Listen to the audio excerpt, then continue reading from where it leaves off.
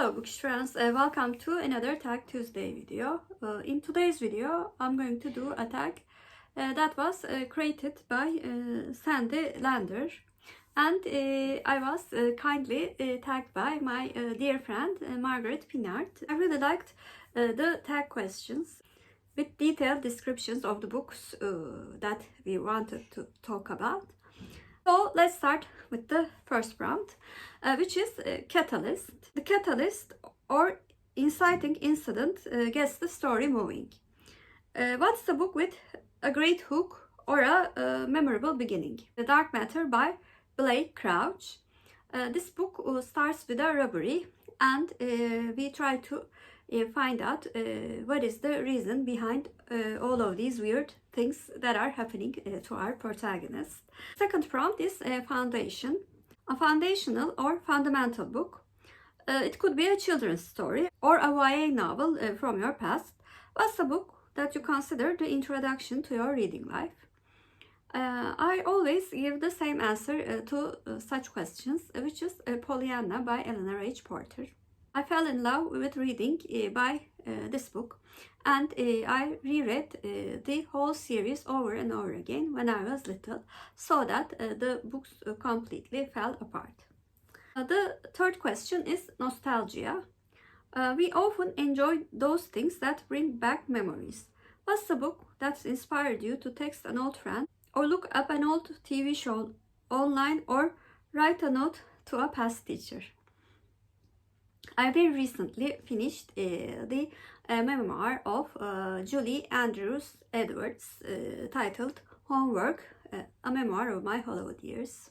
When I read the scenes from the pictures that she starred in, and also the movies that her husband directed, I wanted to watch them all again or for the first time, and I actually looked up online with the TV shows and the presentations that she did with Carol Burnett, her very close friend.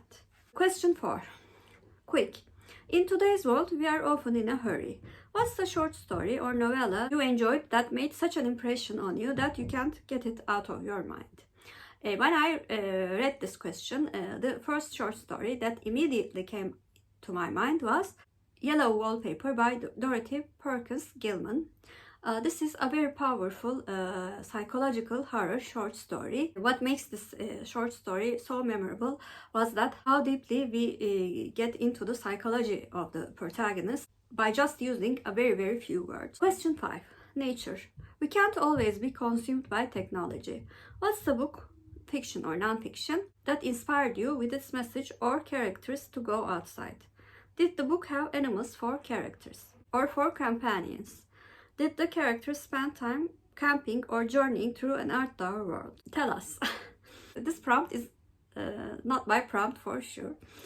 I'm not a big fan of nature writing in general, and also I rarely do like books that is taking place in the wilderness of nature. So I will cheat a bit and talk about a book that made me want to visit the place that it was described in the book.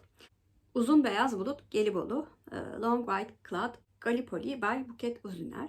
This book is partly written in letters. In those letters, the trenches in World War I in Gallipoli were described, and I wanted to visit those places which were outside and see the horrific environment that is described in that book. Prompt 6. Melancholy. Having a sense of melancholy is not necessarily a bad thing. It can give one time to relax and reflect. What's a book that broke your heart and made you think deep thoughts? I very recently read Under the Whispering Door by T.J. Klune with Laurie, and we both cried a lot at the end. But the book really made me think about our choices in the past, and also many what ifs in our lives. And it was normal to experience grief instead of getting away from the pain. Prompt 7. Penultimate. What's your favorite or best second to last book in a trilogy or series? Why was it so good? My favorite book from Harry Potter series is Harry Potter and the Half-Blood Prince by J.K. Rowling. This sixth book in the series makes the series take a very different turn and made us evaluate what we have read so far in the series through a different lens. It's also pivotal for the conclusion of the series. Prompt 8. Restorative. We can all use something that brings us back to reading. What's the book, fiction or non-fiction, that pulled you out of a reading slump or lit a fire in your soul?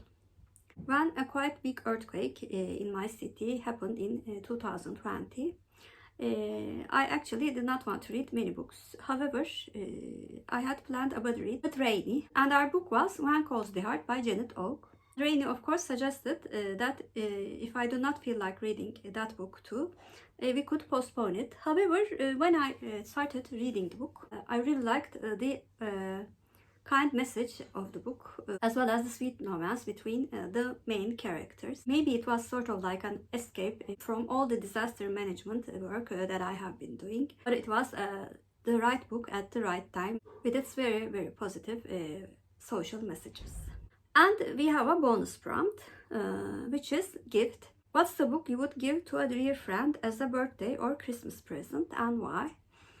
It is really hard to choose a book that would be liked by my every reader friend, because they all have very different tastes. I came up with a optimal answer, which was The Wonderful Wizard of Oz by L. Frank Baum. This book is easy to read, has an exciting plot, quite positive message, a very imaginative cast of characters. It could also be a gateway to reading for the lovers of the adaptation. So those were my answers for Thoughtful Words tag. Though I'm not sure if I have done this tag or not, I want to tag Lori at Books, Ink and Paper, Sandy at Miss Reads a Lot, Kelly at Books I'm Not Reading, and also Samantha at Searching for Samantha. Please comment down below what's a book that you would give to many of the readers. And if you're a new viewer, first of all, welcome. Please like and subscribe. Hope to see you very soon. Bye.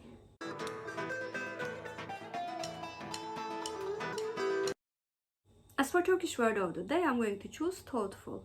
Thoughtful means düşünceli in Turkish, and düşünceli is our Turkish word of the day. Have a good day.